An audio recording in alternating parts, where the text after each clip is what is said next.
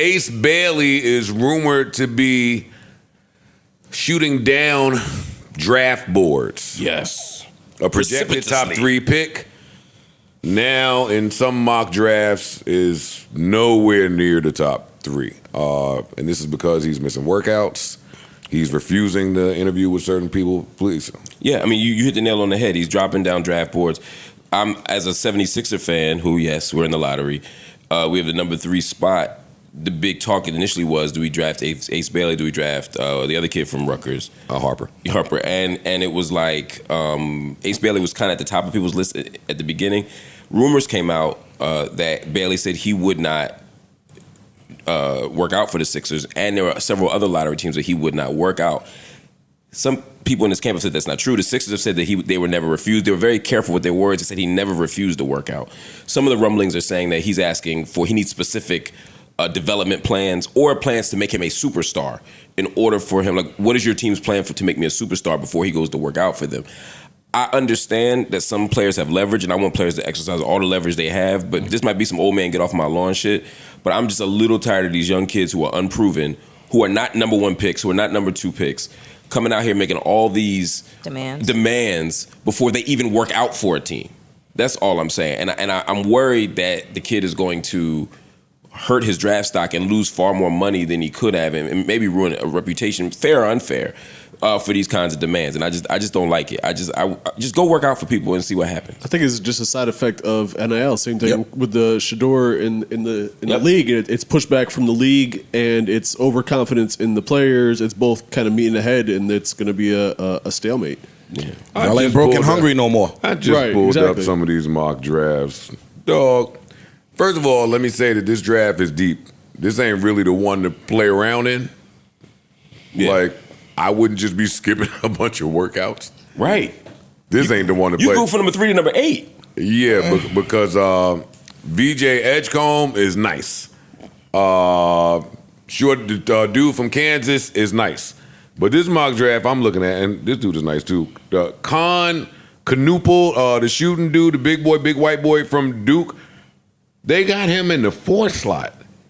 Mock drafts I saw had him at 9, 10, and 11. So I ain't nobody picking him over Ace Bailey. It's a lot of politics that come along with basketball. So Ace Bailey is close to me. Like, I got personal information on Ace Bailey, that his camp is my camp. So a lot of the politics in the sport. Can we just pause for a minute? Yeah, we got to pause. I know, Joe, I have no doubt about that. But Joe, you what?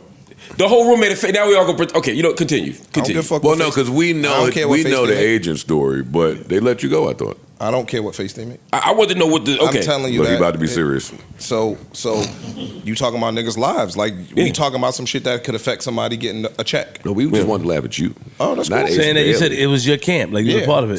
So a lot of basketball be politics. You left it alone. I'm lost. Go ahead.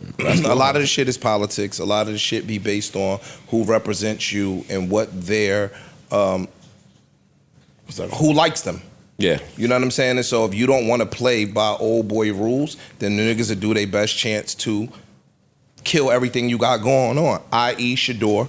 Like, it's get down or lay down. And a lot of times these people be having the ability to put out press stories, et cetera, to make you look a certain way or to demonize you a certain way if you don't want to adhere to what they want you to do. I'm going to say this. Dylan Harper and Ace Bailey, 2 lottery picks. Yes. They did not make the NCAA tournament. Okay. That is not a good sign. And so I think teams are already questioning certain things. We saw that with Ben Simmons. When teams that have that much talent don't make the tournament. You named 2 people. Yeah, I know. I'm naming 2 situations where a very high pick has some questionable playoff success, and people start questioning them. I'm not to be honest, I didn't watch enough college basketball to have an opinion on this. I'm just talking about reputationally. I'm just saying that this is adding another layer to it. It might be. I'm not saying it's not political. I don't know. I don't know enough to know. But what I do know is skipping workouts is not a good sign when teams are already raising questions about your will to win and your leadership and whether you are a superstar. And I will also say I don't see too many times where two lottery picks don't make the tournament and they turn out to be elite NBA players. This is my take. You talking about 19-year-old boys, bro. So when you start talking about somebody's leadership ability and you start talking about somebody's mentals, again, you because you're an advocate of them stamping young black boys, and when they stamp you, you never get away from that stamp. So I don't want to perpetuate some stereotypical thing about a kid that I know personally saying that they not manageable or that they got attitude issues or they got these other negative things and stereotypes that come across with them because it carries them throughout the duration of their life for motherfuckers that don't know them. So let me. So is he telling teams I'm not working out for you? No, his representation is his representation, and what they decide is what they decide. What I'm saying is you got to live and die with the choices that you make, but don't put that they have these behavioral issues or that they stubborn or that they not negotiable, because those things, like I said, carry you. Yeah, I'm not saying that. That's what they did to drop Shador from a first-round draft pick to a fucking fourth-round pick. Maybe he shouldn't have been a first-round pick, though. You know, might not have. Yeah. I'm talking about the other. Yeah, but ain't nobody about to say that, baby. Intangible things. You get what I'm saying? You could go from but a they might third say he's pick. not a number 3 My pick. nigga, you could go from a third pick to a ninth pick. That might be $20-30 million based on somebody spreading an untrue narrative about you. Yeah, but the best way to solve that would be to show up to every workout. Maybe not. It depends on it. Niggas be having rational reasons why they don't do certain things when it comes to that shit. Then they need to announce that. I don't know if he's unmanageable. I don't know anything about Ace Bailey. No, you can't announce that because that's going to look away to other teams. Exactly. Nigga, Kobe Bryant said, yo, I'm not going to Charlotte. I'm not coming here. He said that. I'm not going to Charlotte. Y'all got to figure something out. Well, it was a little more complicated than that. The Lakers had already wanted him. Kobe Bryant said, I'm not going to Charlotte. I'm not playing. But he had already been told by the Lakers that they wanted to trade for him. And you know, and it's the thing. Mad shit be getting told to these kids behind closed doors before days leading up to the draft. Certain stories, they release certain stories that they don't.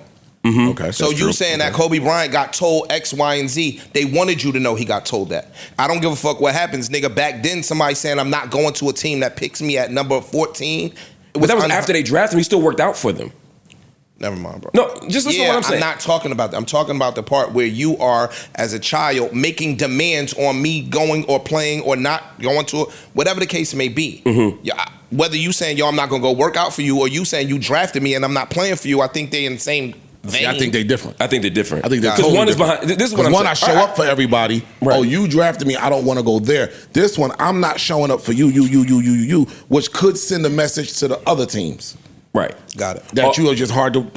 You ain't even made it yet, and you already said what you're not going to do. This is all I'm saying. I agree. You with haven't played an NBA game yet, and you saying what you're not going to do. It's every kid's dream to go to the NBA. Right? Just being drafted in the NBA is a zillion to one odds. So you get drafted as an 18-year-old kid and you say, yo, I ain't playing for y'all. Fuck you talking about? I'm not playing for y'all. That sounds crazy, bro. It don't. Actually, the Bengals is going through that now. That's my point. So to some motherfuckers, that sounds insane. And to some people, they like, no, I want to take my career into my own hands. With that Bengals shit, I didn't even know that was a rule. That homeboy that got drafted, and apparently if you don't like the team you got drafted to, you could re-enter the draft. Next year. Yeah, next year. Yeah. There's a whole big beef right now because the second round picks are trying to get guaranteed money. Goddamn right. But what do you do during that year if you don't like the team that drafts go work you? it out. Yeah, you go say, work out. Stay healthy. You work Yeah. out all year and get prepared for the next And then if you don't like the team that drafts you the second time, then you could sit out and come back as a just an undrafted free agent. See, I think it's a fine line when we sit up here and we talk about, yo, I like for these people to take their futures into their own hands. Right? It's a really fine line. It is. Because you have to understand, my nigga, you are taking your future into your own hands, but also recognize that you are blessed. But isn't there a way to do it? Yeah. Isn't it? Yes, but who determines what's the way? The league, the people that you're trying to No, not impress. the league, because then we saying that we going by what the league to people up here. Everybody up here preaches this independent thought and this break of establishment, et cetera, et cetera.